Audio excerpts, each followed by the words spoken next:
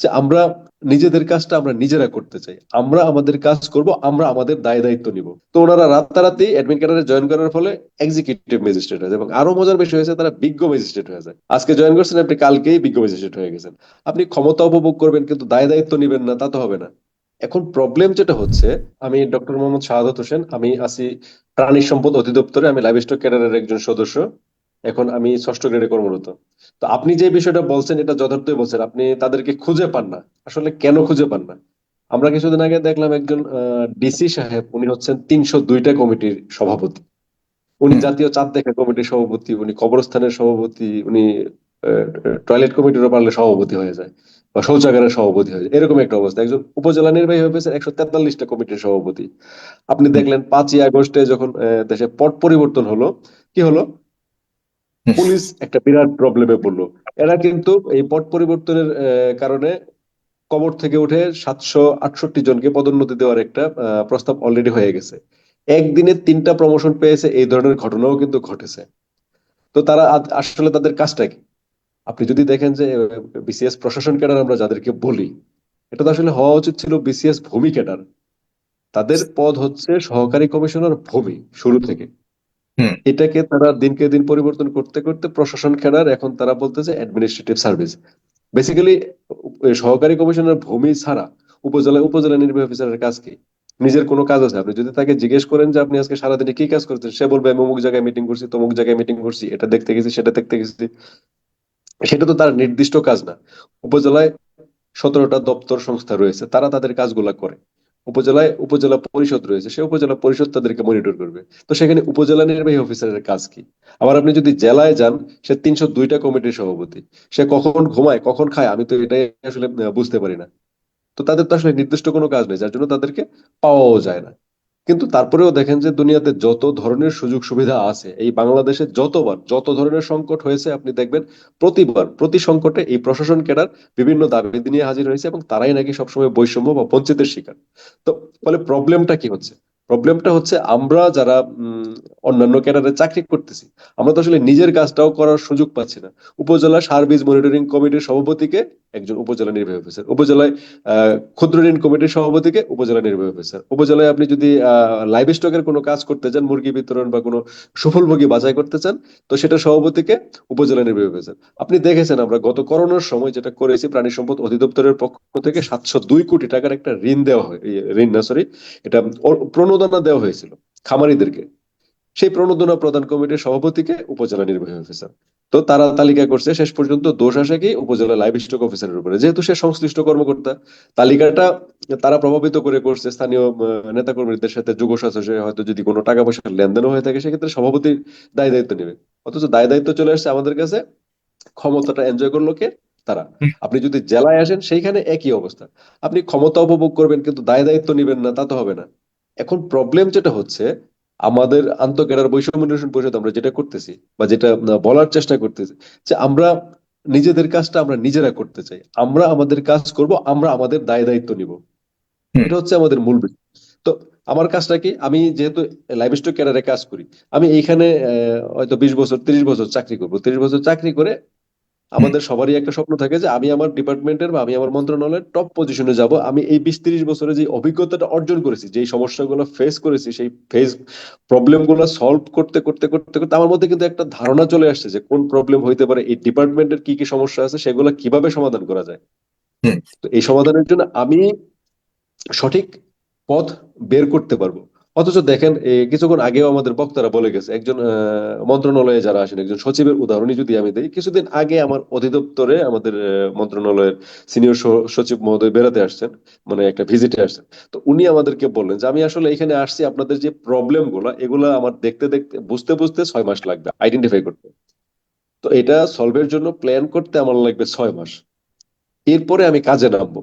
তো ওনার যদি ৬ মাস ৬ মাস ১ বছর চলে যায় সমস্যা বুঝতে এবং কাজ করতে, তারপর তো সে যাবে বদলি হয়ে। হুম। যার কারণে আমাদের সকল কাজগুলো কিন্তু স্থবির হয়ে থাকে। তো রাইট। স্বভাবতই যে যেই কাজে অভিজ্ঞ তাকে তাহলে সেই কাজের দায়িত্বটা দেওয়া উচিত। এখানে তো হুম।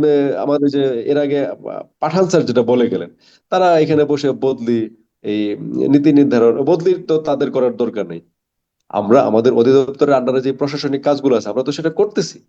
এমন না যে আমরা করতেছি না। অধিদপ্তরে নিজেদের যে বদলিগুলো থাকে, নিজেদের যে প্রশাসনিক কাজগুলো থাকে, সেগুলো অধিদপ্তর করতেছে। তার মানে যে প্রশাসন ক্যাডার শুধু একা একাই তারা প্রশাসনিক কাজ করে, এটা কিন্তু না। তাদের আরেকটা কাজ তারা বলে মোবাইল কোর্ট। মোবাইল কোর্ট তো আসলে প্রশাসনের কাজ না, মোবাইল কোর্ট হচ্ছে জুডিশিয়াল সার্ভিসের কাজ। এটা যেহেতু বিচারিক কাজ, এটা কেন প্রশাসন ক্যাডার করতে যাবে? যদি মোবাইল কোর্ট প্রশাসন ক্যাডার করতে পারে, তাহলে আমি কেন নয়? ধরেন লাইভ স্টক রিলেটেড কোনো ইস্যু যদি থাকে, কোনো ডিজিজ ইস্যু থাকে, কোনো ঔষধ ইস্যু থাকে, কোনো অ্যাডাল্টারেশন ইস্যু থাকে, সেটা কি আমার থেকে ভালো কি একজন অ্যাডমিন ক্যাডারের ওরা বুঝবে? ওদেরকে পিসিএস এ যখন পিএসসির মাধ্যমে সার্কুলার করা হয়, তখন তাদের পদের নাম থাকে সহকারী কমিশনার। এবং মজার বিষয় হয়েছে, যখন জনপ্রশাসন এটাকে গেজেট করে, তখন বলে সহকারী কমিশনার, ব্র্যাকেটে লেখে এক্সিকিউটিভ ম্যাজিস্ট্রেট। পিএসসির সার্কুলারে কিন্তু এই এক্সিকিউটিভ ম্যাজিস্ট্রেটটা কখনোই লেখা থাকে না। তো ওনারা রাতারাতি অ্যাডমিন ক্যাডারে জয়েন করার ফলে এক্সিকিউটিভ ম্যাজিস্ট্রেট হয়ে যায়, এবং আরো মজার বিষয় হয়েছে, তারা বিজ্ঞ ম্যাজিস্ট্রেট হয়ে যায়। আজকে জয়েন করছেন আপনি, কালকেই বিজ্ঞ ম্যাজিস্ট্রেট হয়ে গেছেন। তো আমাদের আরেকটা ইস্যু ছিল, যেমন কোটার বিষয়টা, যেটা আপনি জানেন যে এই বাংলাদেশের জুলাই এবং আগস্টে যে ছাত্র জনতার যে গণ অভ্যুত্থানটা হয়েছে, এটার কিন্তু মূল স্পিরিট ছিল বৈষম্য মুক্ত বাংলাদেশ করা এবং কোটা মুক্ত বাংলাদেশ করা। তো ইতিমধ্যে আমার পূর্বের বক্তারা বলেছে, 1975-এর যে সার্ভিস রিঅর্গানাইজেশন অ্যাক্ট আছে, সেখানে কিন্তু বলা আছে যে উপসচিব এবং তদূর্ধ্ব পদগুলো হবে সরকারের, এবং এখানে যে কোনো ক্যাডার থেকে সবাই আসতে পারবে। 79 সালের এসএসপি তেও সেম কথাই বলা আছে। তো এটা কেন ঘটলো যে 79 সালে আইসা তারা এটাকে বন্ধ করে দিলে কেন? আপনি জানেন যে প্রধানমন্ত্রীর দপ্তরে কারা থাকে?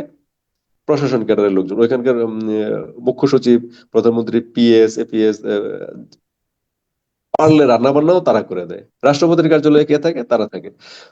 প্রশাসনিক মন্ত্রণালয়গুলোতে সচিব থেকে ধরে সিনিয়র সহকারী সচিব পর্যন্ত কে থাকে? তারা থাকে।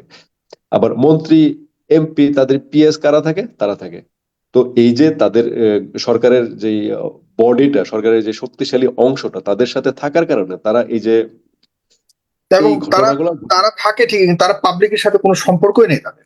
এবং তাদের পাবলিকের সাথে কোনো সব সম্পর্ক নেই। ধরনের ডিসিশন মেক করে তারা ফাইনালি, কিন্তু ইমপ্লিমেন্টের জন্য যে আপনারা মাঠে ঘাটে থাকেন, আপনাদের উপরে কিন্তু জনগণের যত চাপ আসে, জনগণের চাওয়া, জনগণের সাথে দেখা সাক্ষাৎ সবকিছু, অন্য ক্যাডারদের সাথে জনগণের সাথে সরাসরি সম্পর্ক আছে, কিন্তু যারা সিদ্ধান্ত মেক করে তাদের কিংবা জনগণ খুঁজে পায় না। অথচ আমি একটা মজার জনগণের ঘটনা উপরে যে শেয়ার কোনো করি জিনিস আপনাদের। কিন্তু তারাই চাপিয়ে দিচ্ছে। জনগণ যদি তাদের দেখা সাক্ষাৎ পায় না, কথাও বলতে পারে না, কোনো কিছু করে, সুতরাং জনগণের সাথে তাদের সম্পর্ক নাই বললেই চলে একরকম। আপনাদেরকে আর সত্যি বলে যে গণকর্মচারী জনগণের বলে। হ্যাঁ, একটা মজার ঘটনা শুনে, কিছুদিন আগে প্রথম আলোতে একটা রিপোর্ট বেরোলো, প্রাণী সম্পদ অধিদপ্তর 334 কোটি টাকা জনগণের করের টাকাটা নাকি নষ্ট করছে। তো ওইটা রিপোর্টটা দেখার পরে আমি একটু স্টাডি করলাম, দেখলাম যে আমরা কিছু প্রকল্পের মাধ্যমে অনেকগুলো টাকা খরচ করেছি।